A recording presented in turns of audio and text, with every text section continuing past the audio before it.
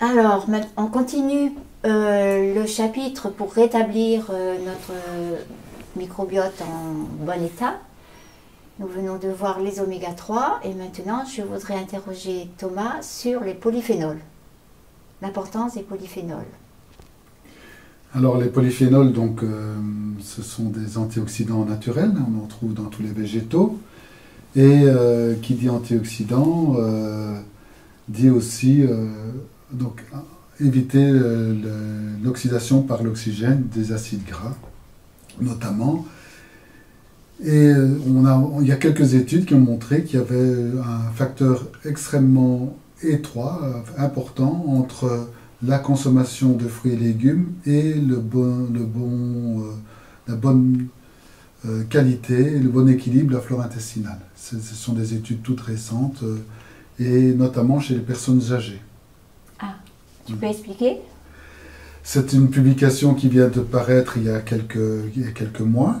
On a montré que les personnes qui avaient un taux de polyphénol le plus important dans le sang, dans leur alimentation, avaient une flore intestinale particulière, notamment propre au régime d'Okinawa, qui était un facteur d'espérance de vie, de longévité.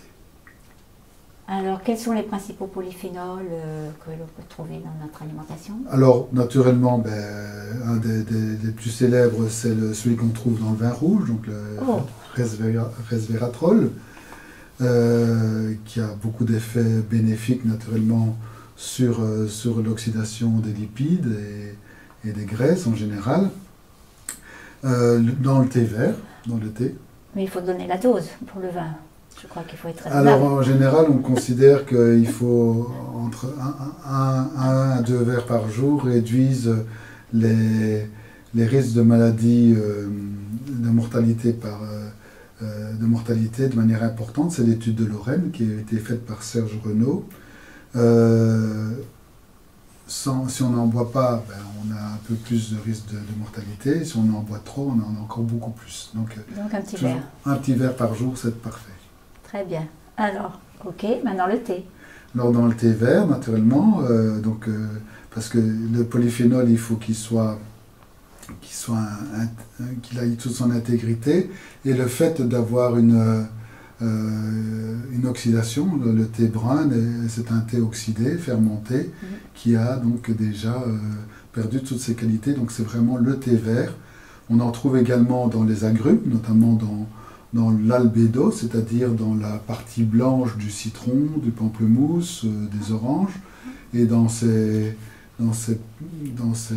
pots, donc dans cet albédo, on trouve l'hériocitrine et l'hespéridine.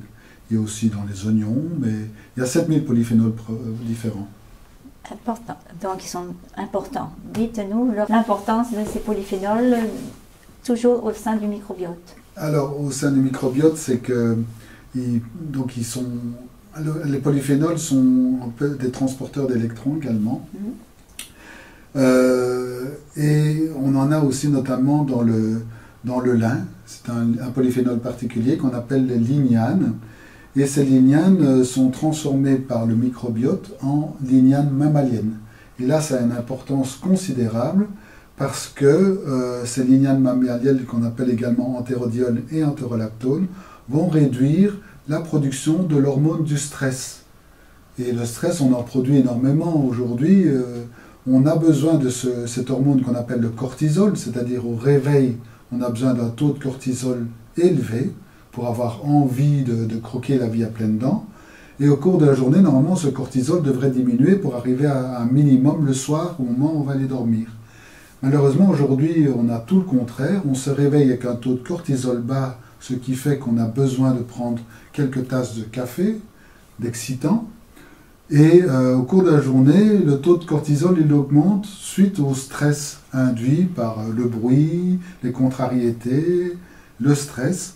Et on arrive en fin de journée avec un taux de cortisol qui est très élevé et qui nous pousse à manger. Lorsqu'on revient le soir, on mange pour se déstresser.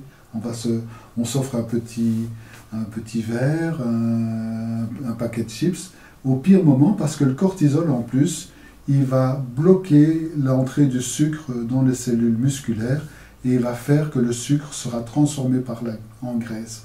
Et plus on a de graisse au niveau du ventre qui va s'accumuler au niveau des viscères, plus on va avoir tendance à produire de l'insuline qui va provoquer encore cette accumulation de graisse. C'est un cercle vicieux qu'il faut casser. Et ça peut engendrer le diabète de type 2? Alors le diabète de type 2 est effectivement une des origines du diabète de type 2, est un excès de ce qu'on appelle une insulinorésistance. Oui. J'ai parlé tout à l'heure des oméga 3 qui étaient un rôle principal au niveau des membranes, c'est-à-dire que le taux une carence en oméga 3 va réduire le fonctionnement des récepteurs à l'insuline, et donc il y avoir moins de récepteurs à l'insuline qui fait qu'on va avoir moins facilement une rentrée du sucre dans les cellules pour faire de l'énergie, et on va transformer ce sucre qui est apporté en vitesse beaucoup trop rapide, en excès, en graisse, parce que le sucre est toxique au-delà d'1,5 g par litre de sang, et on y arrive très vite, 1,5 g par litre de sang. Donc on a un gendarme qui régule un peu ce taux de sucre qui est l'insuline. Et s'il ne peut plus faire rentrer le sucre dans les cellules, il va faire rentrer le sucre dans les adipocytes où il va être transformé, le sucre va être transformé en graisse viscérale. Et pour les personnes âgées, à la fin, il n'y aura plus d'insuline, le pancréas? Alors là, c'est autre chose, c'est d'une part, donc le diabète de type 2, c'est une insulinorésistance, c'est-à-dire une résistance à l'insuline, ou alors une insulinodépendance, c'est-à-dire que lorsqu'on sollicite de manière trop importante continuellement la production de l'insuline par le pancréas, il y a un épuisement progressif du pancréas qui fait qu'on arrive progressivement à un diabète de type 1 où on a une insulinodépendance. Voilà, c'est ce qui arrive à la fin de certaines personnes âgées. Ok, donc ce qui nous amène maintenant, je pense, aux fibres. Alors les fibres, c'est troisième facteur, donc oméga 3, polyphénol et fibres. Et les fibres, c'est réellement la nourriture pour les bactéries. Les fibres, donc on les appelle les prébiotiques. Donc pouvez-vous nous distinguer les fibres solubles et les fibres insolubles? Effectivement, il y a deux familles, donc deux grandes catégories. Les fibres insolubles, ce sont les fibres qui, lorsqu'on les met dans l'eau, vont précipiter au fond du verre. Oui. En fait, c'est de la cellulose, c'est du bois. Oui. Hein? Et les fibres solubles, ce sont des fibres qui, lorsqu'on les met dans l'eau, vont donner un gel translucide. Alors les fibres solubles, qu'est-ce que c'est? Par exemple, vous le connaissez aujourd'hui, c'est la pectine qu'on utilise pour faire une gelée, pour faire la confiture, hein, qu'on rajoute du sucre pectiné, avec la pectine de pomme. Ça peut être aussi de l'inuline qu'on obtient à partir de l'agave ou de la chicorée, ou de topinambour, qui sont très riches en fibres.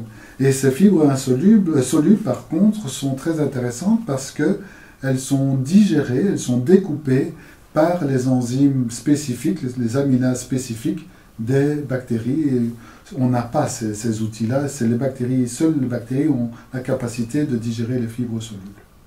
Donc c'est un cercle vicieux. Si les fibres solubles sont utiles pour les bactéries, il faut qu'il y ait les bonnes bactéries pour digérer ces fibres solubles. Exactement. Donc c'est très important d'une part de manger des aliments riches en fibres solubles. Aujourd'hui, on considère qu'on a perdu pratiquement, on a divisé par 3 dans notre alimentation l'apport en fibres solubles. Il faut à peu près 30 grammes par jour, minimum 30 grammes par jour de fibres solubles, et on n'en mange plus qu'entre 10 et 15 grammes. Donc c'est très important, ce qui fait qu'on a un appauvrissement de notre flore intestinale, parce qu'on ne les nourrit plus, on n'apporte plus du terreau. Et ces fibres solubles sont digérées par les bactéries et vont produire ce qu'on appelle des AGV, des acides gras volatiles, et notamment du butyrate, qui a un effet protecteur, notamment contre les cancers colorectaux. Donc faire des paix, c'est bon pour la santé. Très bien, il y aura une très belle diapositive à ce sujet.